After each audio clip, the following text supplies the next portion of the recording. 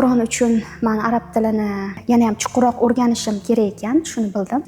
Oldingizga qanaqa qiyinchilik kelganidan qat'iy nazar, albatta yiqildingizmi, o'rningizdan turishga o'zingiz kuchingiz bilan harakat qiling.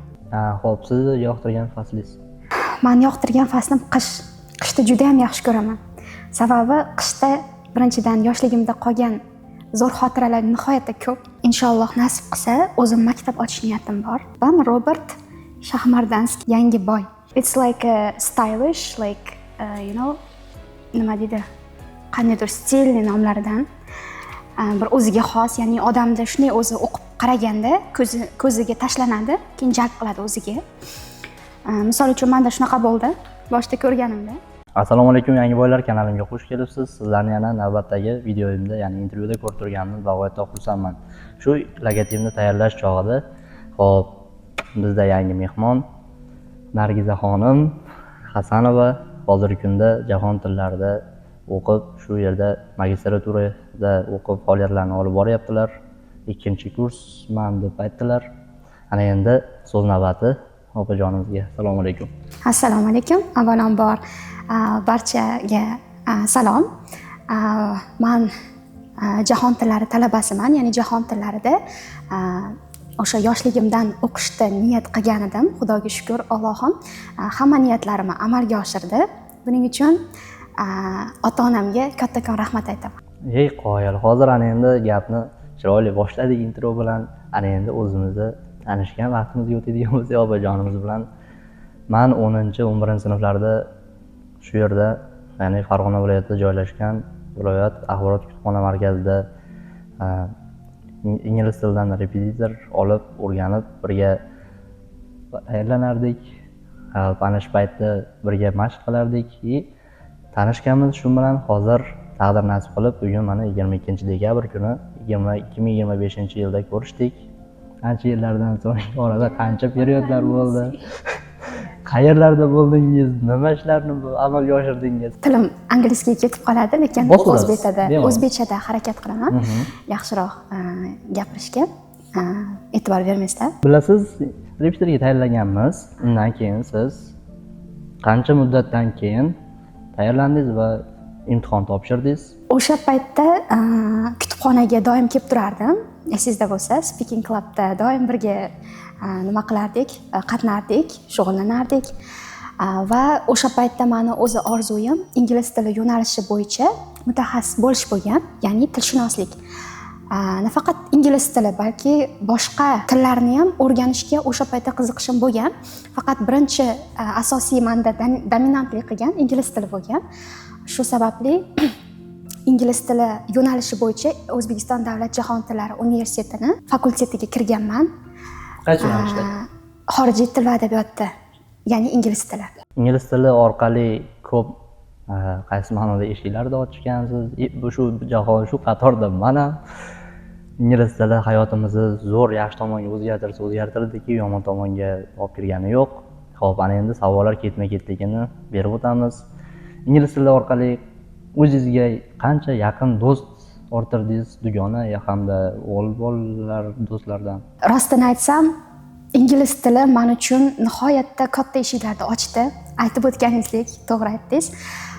Ya'ni ingliz tilini o'rganish jarayonida nihoyatda ko'p tanishlar, yaxshi insonlarni uchratdim. Har xil yoshdagi yaxshi insonlar, orasida kattalari ham bor, kichiklari ham bor. Va hozirgacha mana siz bilan tanishganimiz ana shu ingliz tili nimasi bo'lgan, sabab bo'lgan. O'sha paytda speaking clubga qatnab yurardik. U narsani so'z bilan ta'riflamayman, qancha narsa olganimni ingliz tilidan. Shu qatorda mayli, yana gapingiz bo'ldim. Bu emotsiyalarni, shu paytdagi holatlarni bir qator eslab o'tadigan bo'lsak, viloyat kutubxonasi ta'miri o'rta marayonda edi. Hozirgi kunda mana deyarli jahon standartlariga bemalol javob beradi. Faqat O'zbekiston hududidagi kutubxonalar ichida deyarli sanoqli eng yaxshi 1-2 o'rinlarda desak ham mubolag'a bo'lmaydi. International English Language Testing System. Mana shu, ya'ni IELTS, shu baholash mezonida sizni darajangiz necha, yuqori darajani qo'lga kiritdingiz va qancha muddatda? Man maktabda, ya'ni Farg'ona shahrini 10-maktabda o'qiganman va o'qish jarayonimizda bizga ingliz tili o'tilmagan. Ya'ni Maktabda? Ha. Maktabda ingliz tili o'tilmagan rostdan. Nemis tiliga ixtisoslashgan bo'lgani sababli biz nemis tili o'rganganmiz, ya'ni 9 yil davomida. Keyin men litseyga kirdim, Sariq litseyga, Farg'ona shahrida joylashgan va tarix mutlaqo boshqa yo'nalishga kirdim, ya'ni tarix yo'nalishiga. Meni ingliz tiliga kirib kelishimning asosiy sababi meni dadam bo'ladi, chunki dadam o'sha paytda universitet tanlash paytiga kelganda menga maslahat bergan til yo'nalishida ketishimni. Keyin men o'ylab ko'rganmanda ingliz tilini tanlaganman. Sababi meni bir sinfdoshim bo'lardi. Ana shu sinfdoshim o'sha paytda IELTS ga tayyorgarlik ko'rib yurardi. Ha. IELTS ga tayyorgarlik ko'rib yurgan paytda men uni gapirishlariga qoyil qolardim. Nihoyatda qiziqqanman. Ingliz tilini qanchalik boy, chiroyli tilligi. Keyin men o'zim tasavvur qilganman, xayolimda men ham ingliz tilida gapirsam, o'zimni ingliz tilida ochib bersam qanday bo'ladi? Chunki men til sohasiga oldindan qiziqqanman, ya'ni ona tiliga. Keyinchalik dadamga aytganman va ingliz tilini o'rganib, birinchi IELTS topshirgan yilim universitetga kirishdan oldin bo'lgan. Universitet uchun albatta 2021-yil 12-iyul adashmasam. 12-iyunnisida topshirganman va birinchisiga 5,5 olganman. Birinchisiga 5,5. Ha, birinchisiga 5,5 olganman, ya'ni 4 oy tayyorgarlik ko'rib. 4 oy. Ha. Men esa shu joyda o'rtada keskin ozginacha tomoqlar qilib, o'ziga taklif qilib, o'zingiz rastatsiya qilib olishingiz mumkin. Men 1 yil 2 oy tayyorlanganman. Plus ba'zi bir o'yin qarorli qilib, tipa relationshipga berilib, qaysi ma'noda 4,5 IELTS shu bir uyat emas, har holda u IELTS nima bilasizlar, daraja 1 dan 9 gacha baholanadi, siz darajangizni belgilab beradi. Shuni oldik, shu bilan 4,5 shundayligicha qoldi. Men davomiylik shug'ullanishni tanlamadim, o'zim yo'nalishimda boshqa ishlar bilan chalg'ib ketdim. Hozirgi kunda sizning hayotingizda qanchalik bu IELTS, ya'ni sertifikat sizga qo'l keldi va qanday yordam berdi keyingi muvaffaqiyatlarga erishishingizga? Avvalambor savol uchun rahmat. Katta yordam berdi. Ya'ni ingliz tiliga qo'ygan qadamim. Birinchidan nihoyatda ko'p tanishlar orttirdim. O'sha aytib o'tganimdek. Ikkinchidan dunyoqarashimda o'zgarish bo'ldi. Qanday o'zgarish? Nima deydi? Yangi stepga chiqdim. Step by step. Chunki bilasiz, ingliz tilida nihoyatda ko'p resurslar bor. Nihoyatda ko'p kitoblar bor. Ayniqsa psixologik. Men eng yaxshi ko'rgan, eng qiziqqan soha psixologiya, self development and business of course. Business ham. Mana shu yo'nalishda o'zbek tilidan ko'ra ingliz tilida kitoblar nihoyatda ko'p. Nihoyatda. Ayniqsa nima deydi, o'zini asl variantida o'qiganingiz baribir boshqacha, to'g'rimi? Ingliz tilida asl variantida kitobini o'qiganingiz baribir sizni tezroq rivojlanishingizga sababchi bo'ladi. Chunki bu dunyo tili-ku, ingliz. Rahmat javob uchun. Mana endi ozgina ingliz tilida gaplashamiz. Okay, let's talk about your nickname, please. Well, actually, I had one nickname. It's Tiffany. Oh, so good. Do you remember? Yes, of course. Tiffany. So many years ago. Yeah. Okay, let's talk about me. And yours? Yes, Robert? this is my nickname, Robert. If I say about myself, I am 2003 years. Yes, of course.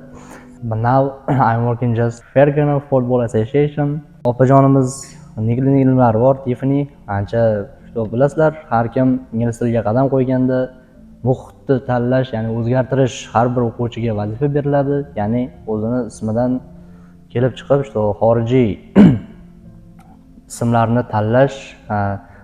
Shu qatorda men ham aytadigan bo'lsam, o'sha vaqtlar Sumerki kinosi bor bo'lsangiz, ana shu kinoda ko'rib, bosh aktyor o'zim yoqqan edi, Robert Pattinson. U paytda men nima dedim? Smart учебный centrda o'qirdim. Shu paytda Mukarramxon degan o'qituvchimiz bo'lardi. Xullas tanladida, qarasam Robert. O'zimni asl ismim Nozimjon. Bilasiz, O'zbekiston hududida va mana shu joyga saqlab qo'ygan ekanman. Atrof muhitni, salom-aligini ham mani intervyuim orqali bilishadi, plus o'zlariga ibrat chiqarishadi. Xo'p, ismni to'liq aytish masalasida ancha kamchiliklar bor o'zimiz aholida ham. Albatta bu fakt. Mani ismim Nozimjon, ba'zi birlari qisqa bo'lib noto'g'ri aytishadi. Shu menga yoqmagani uchun hozirgi kunda mana Robert taxallusi bilan faoliyat olib borib yashab, salom alaykum. Ko'chada ko'rgan odamlar ham, yaqinlar ham Robertni bilishadi. Plus bu ot menga yoqadi. Hariga oddiy birinchi ismim ham chiroyli qilib aytsa, Tabro, tak naborot bo'lsa, sразу chapamiz deydi. Ana endi opajon, uzoq chalg'imaymiz. Ana endi kelajakdagi maqsadlaringiz qanday? Xo'p.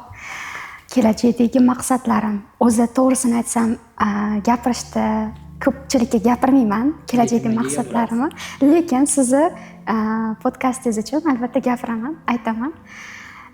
Kelajakda, xo'p, yaqin kelajakda qilgan maqsadlarim bor albatta. Ya'ni ular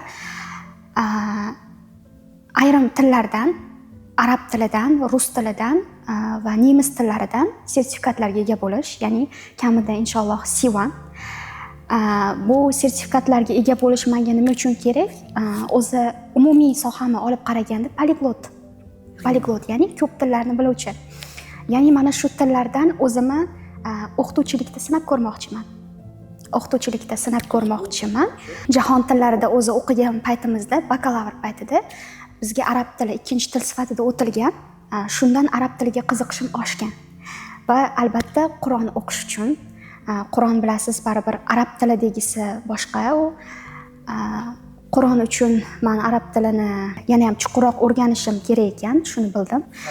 Chunki eng qiyin tillarni ichida arab tili albatta yetakchi o'rinda egallaydi. Hozirgi kunda aksariyat yosh qizlarni baribir ibrat sifatida olyapmiz bu videoni ham. Shuncha vaqtgacha o'qib, bilib, qaysi ma'noda ilmga ega bo'ldingiz. Ana endi o'zingizni fikringizdan kelib chiqib, ana shu yosh qizlarga aytsangiz, tavsiyalaringizni bersangiz, yomon yo'llarga emas, qaysidir ma'noda kecha angir telefonlarni gaplashish, shunaqa narsalardan chetroq bo'lib, o'zlarini tark qilib, yaxshi ma'noda ilm olsa, plus sizga o'xshab mana shunday yetuk bir aqlli shaxs bo'lib yetishlariga tavsiyalaringizni bersangiz. Rahmat kattakon.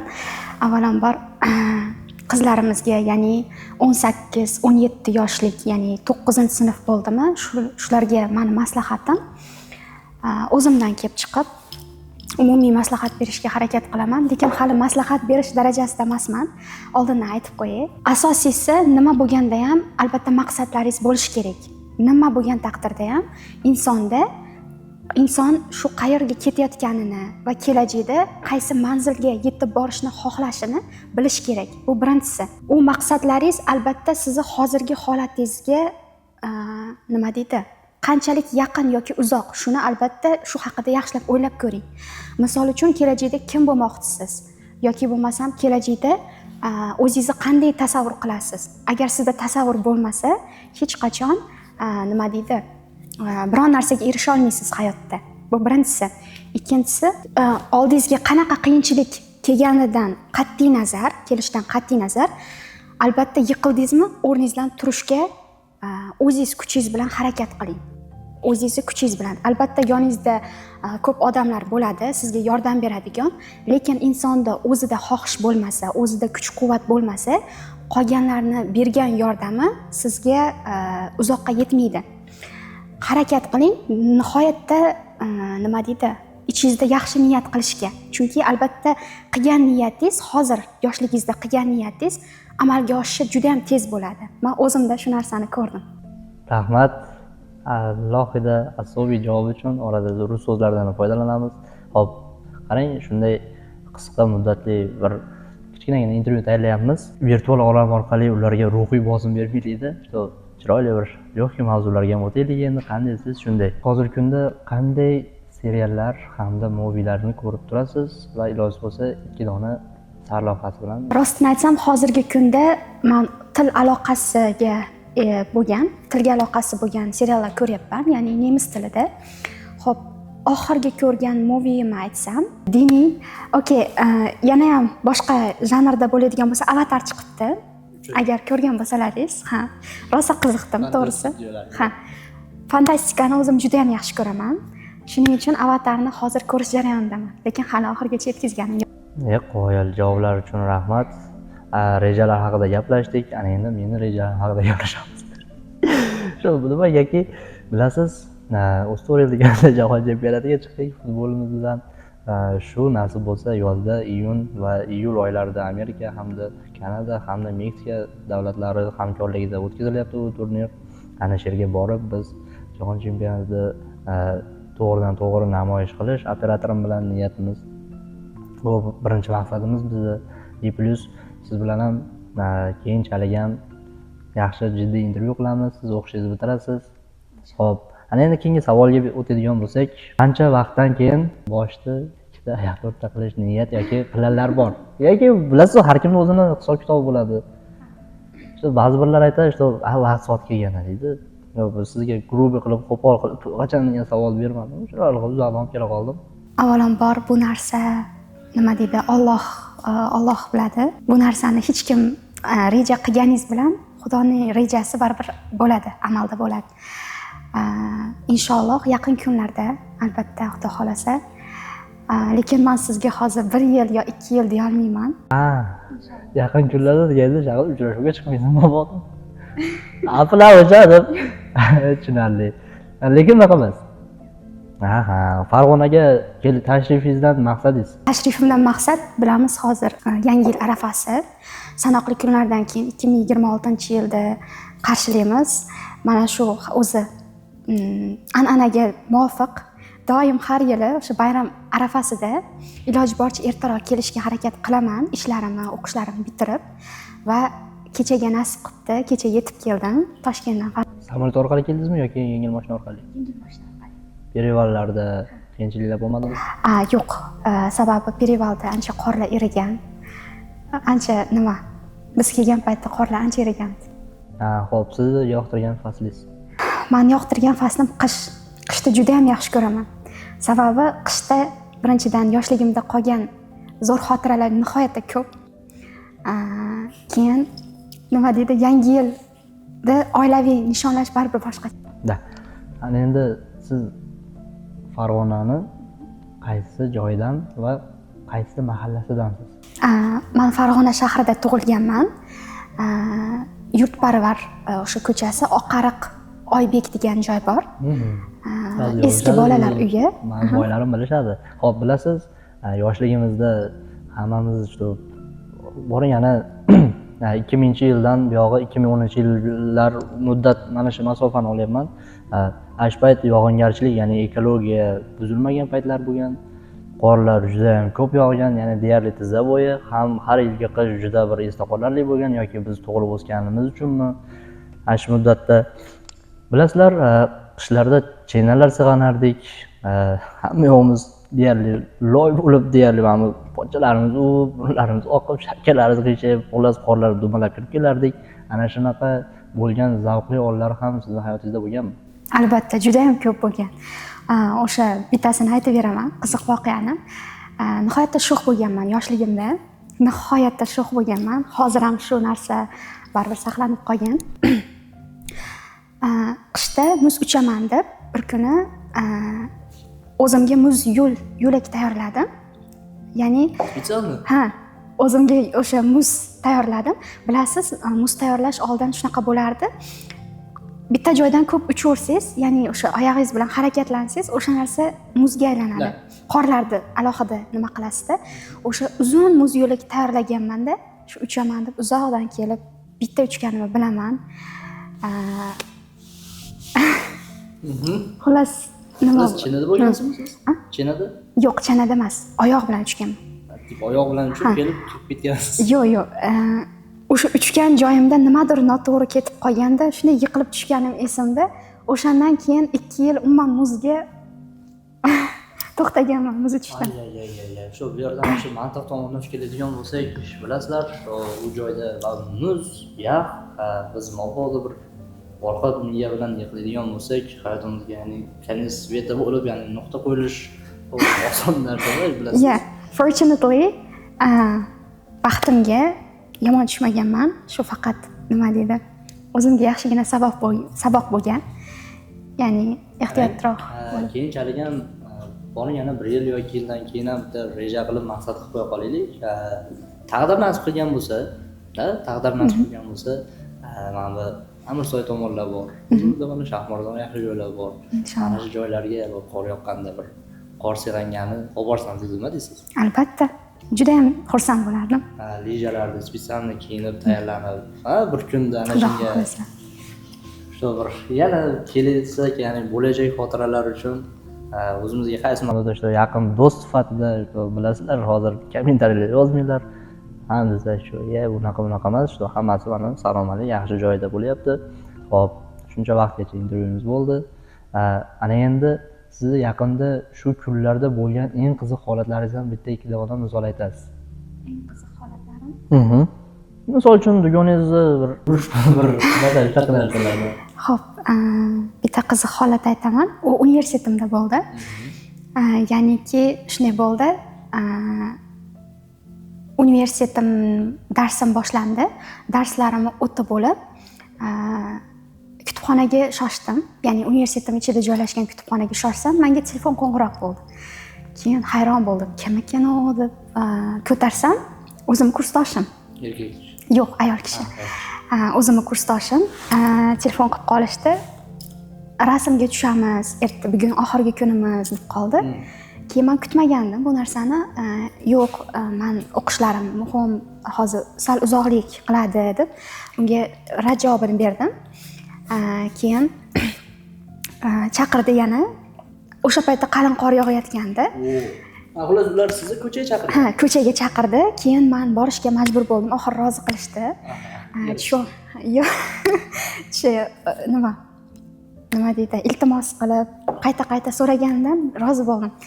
Keyin borsam, kursdoshlarim hammasi to'planganda nima deydi, men uchun unutilmas narsa bo'ldi. Hammasi meni juda ham yaxshi ko'rishadi. Uni o'zim bilardim, lekin bu darajada nima deydi, ularni ko'ngillaridan joyiga olgan edim deb o'ylamagandim. Bayramga bir katta bir sovg'a. Yaqin. Ha, yaqin. Qanaqa qani bilingchi. U narsa o'zi hijolat aytishga. Xo'p, shu joyda taxminim bor, ayta qolaymi? Yoki merimi yoki ikkinchisi qandaydir bir tug'ilgan kun arafasida bo'lgan sovg'a desak ham, bayram uchun sovg'a bo'lgan. Bayram uchun sovg'a. Mayli, aytaveraman, bu narsani ochganim bo'lsin, unaqa yashiradigan narsa emas, pul. That's cool. $1000 bormi? Shundan ko'p desam bo'ladi. Nima uchun? Qaysi siz erishgan marriz yoki bir bergan saboqlaringiz uchunmi, o'quvchilaringizmi yoki dugonalaringizmi, o'zi kursdoshlaringizmi? Ha, yo'q, shunchaki sababsiz. Meni hayron qolganim ham shu. Biz bayram arafasida bir-birimizga Secret Santa degan narsa bor. Bizga bunaqa narsa. Hamma, Endi o'sha pulni cho'yamiz deb bo'ldi. Menga shu narsa sovg'a qilishmadi-da, pul ko'rinishida sovg'a berishdi, lekin men kutmadim, to'g'risi. Kutmagandim. Lekin xursand bo'ldim. Xullas siz chiqyapsiz, ular 3-4ta bo'lib turishibdi. Eng qizig'i, u narsani o'zimga shunday berishmadi-da. Hayron bo'ldim, men kutmagan edim. Bir-birimiz bilan xayrlashdik, rasmga tushdik, xayrlashdikda. Keyin cho'ntagimga kimdir nimadir solganini bilaman. Konvert. Kichkinagina konvertchi edi. Keyin hayron bo'ldim, nima ekan bu dedim. Keyin shunday cho'ntagimni olib qarasam, chiroyli o'sha bezatilgan konvertchada narsa turibdi, lekin o'shanda ham bilmadim. Radarda kelgan jarima emasmi hozir? Oching deyishdi. Keyin hayron bo'ldim-da, shunday ochib qarasam, pul. It was unexpected. Kutilmagan bo'ldi. Ajoyib hayron bo'ldim. Nima uchun dedim. Pullar dollardami, o'zbek so'midami? O'zbek so'mida. Ay. Maydalardan o'zgarishgan, o'sha menimcha kattaroq summa bo'lgan, uni 3 dan birini bo'lishgan. Sal kattaroq nimada bo'lgan? Konvertda bo'lgan. Xo'p, ana endi kelajakda qaysi sohada ishlamoqchisiz? Kelajakda Xudo xohlasa ta'lim sohasida ta'lim sohasida, ya'ni inshaalloh nasib qilsa o'zim maktab ochish niyatim bor kelajakda. Bizda kulminasion joyi, hop, ochiladigan maktabni qanday nomlaysiz va kimni nomiga nomlaysiz? Albatta bironta shaxsni nomiga nomlash hozircha niyatim yo'q, lekin bir ikkita nom topib qo'yganman-u, u narsa haqida yana o'ylayapman. U narsa haqida o'ylayapman. Lekin hali aniq bitta to'xtamga kelganim yo'q, chunki ungacha bo'ladigan o'zi bosqichlar bor. Hali u nimaga yetib kelganim yo'q. Mani logom haqida nima deb o'ylaysiz? Bitta ko'rib, obzor qilib, o'zingiz sharhingiz bo'yicha qani fikrlashingizdan kelib chiqib bitta qani просто ism mana so'zlarga E+, logotipga, ko'rinishga, E+, rasmga qani siz fikringiz? Xo'p, mana ko'rib turganlaringizdek, logotip buni men bugun ko'rib turibman. Robert Shahmardanskiy Yangiboy. Nihoyatda nima demoqchi bo'lganim, nihoyatda nima deydi? Dizayniga kelsak. Inglizchada kelyapti-da so'z. Boshlang. Stylish. It's like stylish, like you know, nima deydi? Qandaydir stilli nomlaridan bir o'ziga xos, ya'ni odamda shunday o'zi o'qib qaraganda ko'ziga tashlanadi, keyin jalb qiladi o'ziga. Misol uchun menda shunaqa bo'ldi boshida ko'rganimda. Rostini aytsam, ayniqsa logotiplardagi rasmlari nihoyatda chiroyli, o'ziga yarasha olingan. Men hali biror marta ko'rmadim bunaqa logotipni. Bunga o'xshagan logotipni, balkim bordir, lekin men ko'rmadim, to'g'risi. Pastdagi so'zga tushadigan bo'lsak, fikringiz? Pastdagi so'zga tushadigan bo'lsak, dollar. Dollarning rasmi, albatta yaxshi niyat. Kelajakda yangi boy. Of course, it's a new like millionaire. I hope, I wish you reach the goals that you fixed. Thank you. Oh my god. Bunaqa maqtov eshitaman deb o'ylamadim. Ancha kompliment oldik opajondan. Rahmat. Plus mana shu logotipni tayyorlash jarayonida ham har doim o'zim Instagramda faoliyat kunlik istoriyalarda olib, shu yangi boylar deb aytaman. Nimaga? Shu joyga ham to'xtalib o'taman, balkim keyinchalik ham bir jiddiyroq to'xtalarman, lekin mana shu yangi boy so'ziga to'xtaladigan bo'lsam, hozirgi qatlamni bilasiz, deyarli universitetni bitirishadi yoshlar hozirgi kunda ham. O'g'il bolalar, boring qizlar ko'p, ular oila mavzusida. Bilasiz, hayot qonuni, ular turmush quradi, vaqt kelib, asosiy maqsad erkak kishiga qaratiladi baribir. Yangi boy. Xo'p, universitetni bitirishadi, boring yana bir undan keyin 5 yil eng haligi o'ngga chapga, ya'ni oddiy bir misol qilib ko'chatni oladigan bo'lsak, ya'ni daraxtni ko'chatini yoshginasini ular ekiladi, 2-3 yildan keyin o'sib, shoxlab, u agar meva beradigan bo'lsa, hosil beradigan bo'lsa, u meva beradi. Bu shu davram shunaqaki, erkak kishida o'sadi, ulg'ayadi. Mana shu universitetdan bor, yana maktabdan keyingi davra ham mana shu 5 yilda oladigan bo'lsak, shu yaxshi yomon yo'llariga kirib ketish shu ehtimol juda kunda hozirgi kunda global muammo. Ularga misol qilib aytadigan bo'lsak, narkozavisimiz, ya'ni nima desam bo'ladi? Narkologiyada hozirgi davolanayotgan sonlar oshyapti. Plus o'zim shaxsan Ichki ishlar boshqarmasini YouTube hamda ijtimoiy tarmoqlarni kuzatib boraman. Bu siyosiy mavzu bo'lishiga qaramasdan aytib o'tishimizga, bu intervyumizni yoshlar ko'radi. Deyarli postlar shuncha miqdorda narkotik aylanmasiga chek qo'yildi. Shunday kuryer bolalar ushlandi. Shularni oldini olish maqsadida yangi boy so'zini shu ancha vaqtdan beri men foydalanaman. Ya'ni aholi boy bo'lsa, davlat boy bo'ladi. Plus boy insonlar jamiyatga kerakli insonlar. Misol uchun bor, yana meni ham qo'limda vaqt soat kelib million pullar aylanadi. Ana shu payt 10 minglab, yo'g'on yana 500 minglab ishchilarni men ish bilan ta'minlashim mumkin. Bu albatta keyinchalik yaxshi niyatlarimiz. Bor, yana mana shu holatimiz ham ancha yillar oldingi bizni o'y, xayol, yaxshi niyatlarimiz bo'lgan. Plus opajonimiz bilan Dipsterga o'qib o'tirib birga tayyorlangan joylarimizdagi o'y xayollarimiz hozirgi kundagi holatimiz. Opajonim, rahmat sizga shunchalik fikrlaringizni bo'rilib aytib o'tdingiz, yoshlarga tavsiyalar berdingiz. Rahmat. Plus logotipga bo'lgan sizni fikringiz uchun rahmat alohida. Opajon, ana endi kelayotgan 2026-yil sizga muvaffaqiyatli hamda katta marralarga erishish uchun arzirli, sababli bo'ladigan yil bo'lsin.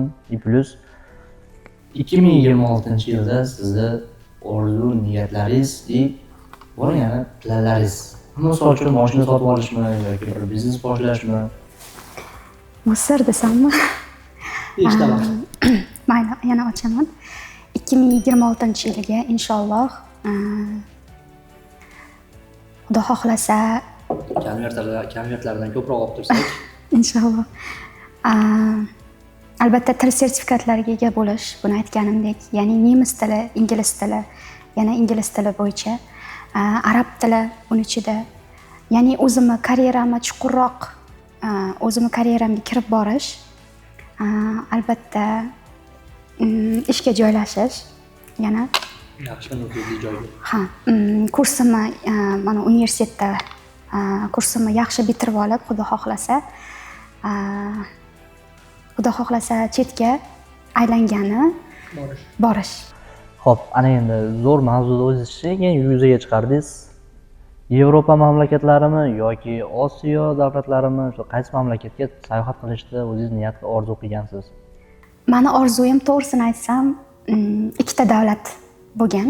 Hozirgacha ham shunaqa.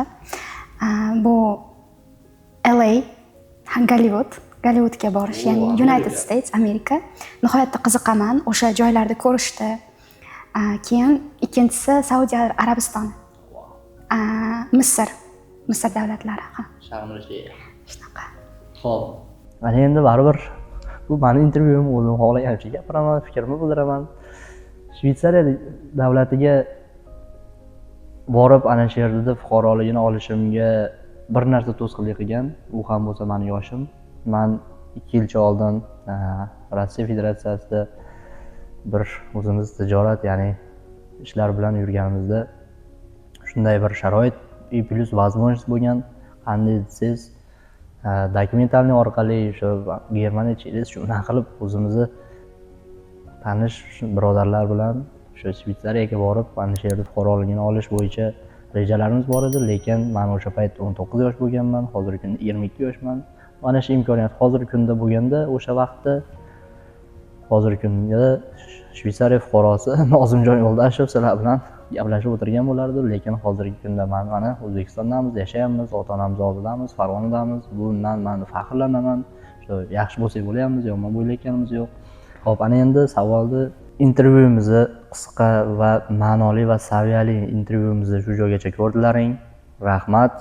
Shu joyda qanaqa savollar, kamchiliklardan bo'lgan bo'lsa, shu uzr so'rab, albatta bu intervyuimiz o'zimizga arxiv, ya'ni esdalik uchun olindi. Sizga ham intervyu uchun, taklif uchun kattakon rahmat. Juda ham xursand bo'ldim. Bugun sizni ko'rib, to'g'risi kutmadim. Nima deydi? O'sha 5 yil oldingi kutubxonada nima deydi, speaking club nimalari juda ham esimga tushib ketdi sizni ko'rib. Bu boshqacha odamga nima beradi? Memory beradi. Xudo xohlasa bu ham xuddi shunaqa istoriya bo'lib qoladi degan umiddaman. Qoyil. Rahmat fikrlaringiz uchun. Ana endi shu joygacha ko'rdilaring. Albatta layklarni bosamiz va kanalga obuna bo'lib davom etamiz keyingi hayotda yashash uchun. Rahmat sizlarga.